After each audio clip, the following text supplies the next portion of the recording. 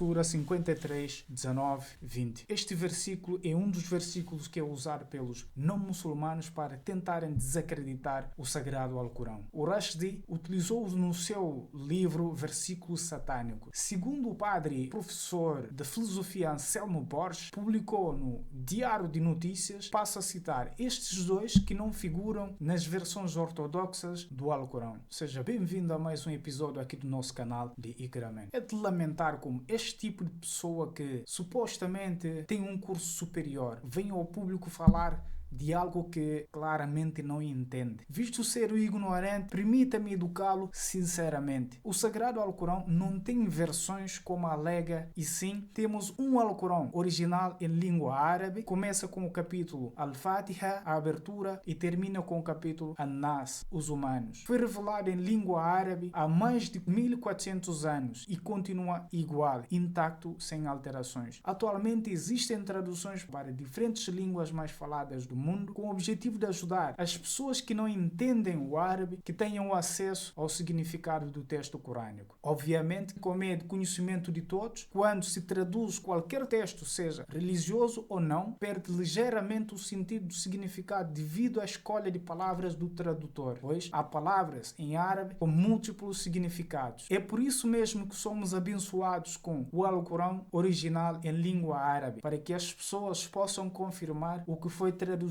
Isto não acontece com a Bíblia, pois não existe o original. Saliento que os muçulmanos vão confiar mais nas traduções feitas pelos eruditos muçulmanos do que do não muçulmano. Desafio-te a provar que existem versões como diz, em todos os países do mundo, de Portugal à China, dos Estados Unidos à Nova Zelândia. Obtenha uma cópia do Sagrado Alcorão, irá ver, contém os 114 capítulos, começa com o capítulo Al-Fatiha, a abertura, e termina com o capítulo An-Nas, os humanos. Não encontrará mais do que esses capítulos. Ao contrário do cristianismo, que cada grupo tem a sua própria versão da Bíblia, com capítulos diferentes, versículos diferentes, e eu posso apresentar provas das minhas próprias alegações. Quantos tipos de Bíblias há no mundo? Bíblia Católica, com 46 livros do Antigo Testamento, mais 27 livros do Novo Testamento, com um total de 73 livros. Bíblia Protestante, 39 livros do Antigo Testamento, 27 livros do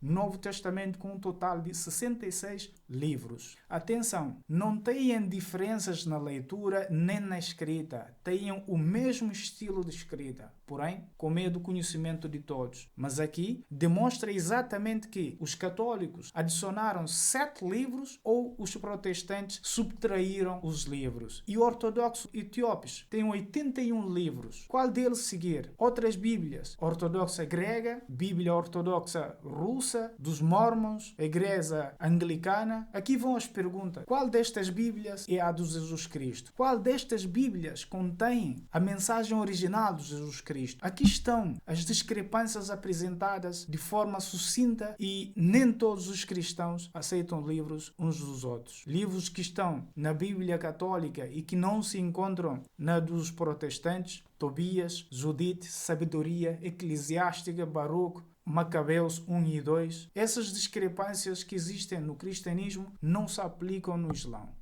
Obviamente que o Islão não é imune a rebeldes, e certamente somos muçulmanos, ou podem nos chamar de ortodoxos ou até de fundamentalistas, pois nós seguimos as tradições e ensinamentos do profeta, e claro, os xiitas e os outros grupos que desviaram. Mas, mesmo assim, o Alcorão é o mesmo para todos, sem apresentar diferenças no número de capítulos ou de versículos. O nome do profeta nunca se escreve da forma como escreveu. Estamos em pleno século XXI e continuamos a ter estas ignorâncias a escrever o nome das pessoas. Escute com atenção, por favor. O nome do profeta escreve-se com M-U-H-A-M-M-A-D,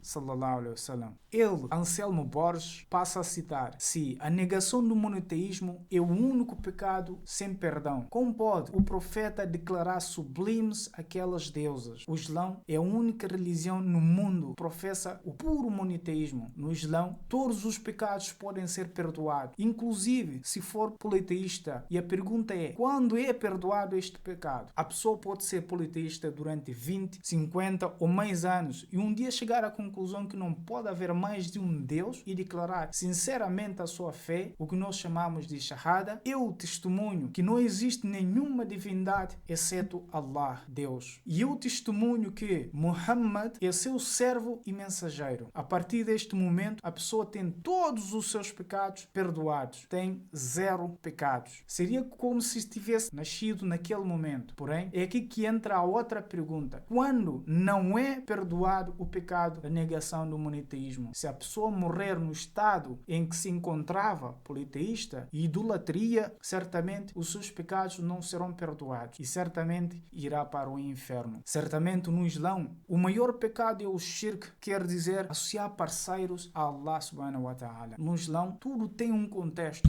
E tem que entender. O Alcorão não foi revelado por inteiro num único dia, mas sim foram sendo revelados capítulos, às vezes versículos, num período de 23 anos. Como o profeta era iliterado, sempre que recebia a revelação memorizava e mandava os companheiros letrados a escrever e pedia para lerem aquilo que escreveram e assim confirmava se estava certo. Após a morte dele foi compilado um livro que hoje conhecemos pelo terceiro califa Uthman. Ele diz, 2 que não figuram nas versões ortodoxas do Alcorão.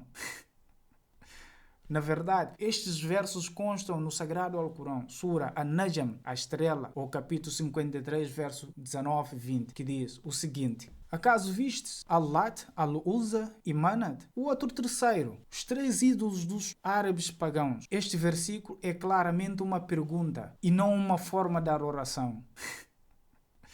Que antes da sura ser revelado, os árabes pagãos de Meca duvidaram do profeta e não acreditaram na mensagem que fora revelado. Mas quais eram as dúvidas dos árabes pagãos? Eles duvidaram na viagem que o profeta fez de Meca para Jerusalém e de Jerusalém para os céus, a ascensão, aquilo que nós, muçulmanos, chamamos de Isra al-Miraj. Duvidaram naquilo que o profeta viu durante a sua viagem. Porém, Allah confirma-o através da revelação que o profeta Muhammad sallallahu alaihi wasallam realmente viu com seus próprios olhos o anjo Gabriel na sua forma angelical. Viu o paraíso, o inferno e muito mais com a utilização de Allah subhanahu wa ta'ala. No Kaaba havia mais de 360 ídolos, deuses árabes pagãos, um para cada dia do ano e para uma ocasião diferente. E o mais importante para os árabes pagãos na altura eram estes deuses, Al-Lat, Al-Uzza, Al-Manat e uma outra terceira. Após a confirmação, Allah lança perguntas para os árabes pagãos de Meca, que seriam estes versículos 19 e 20 do capítulo 53. Tudo que foi revelado ao profeta Muhammad sallallahu alaihi wasallam são as palavras de Allah e cabia ao profeta a transmissão da mensagem da verdade.